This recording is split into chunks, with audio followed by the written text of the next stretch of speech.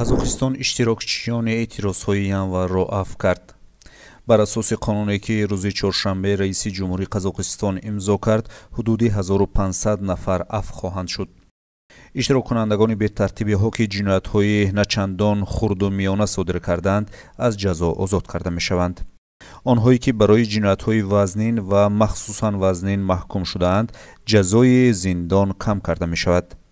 шахсоне ки ҷиноятҳои террористӣ, экстремистӣ содир намуданд, инчунин барои содир намудани ҷиноятҳои коррупсионӣ, хиёнат ба давлат ва ғайра гунаҳгоранд, мавриди афв қарор намегиранд. баъзе аз онҳо гуноҳи худро дарк карданд ва аз аъмоли гузаштаи худ пушаймон шуданд. фикр мекунам беҳтар аст ки онҳо бахшида шаванд, гуфт Касим Ҷамар Такаев. ба гуфтаи президенти Қазоқистон, бо нишон додани инсондӯстӣ мо метавонем аз ин фоҷиа дарс бигирем ва такрори онро пешгирӣ кунем. тибқи маълумоти охир, дар Қазоқистон 1112 нафаре ки дар ҳодисаҳои январ боздошт шуда буданд, музоҷот шуданд.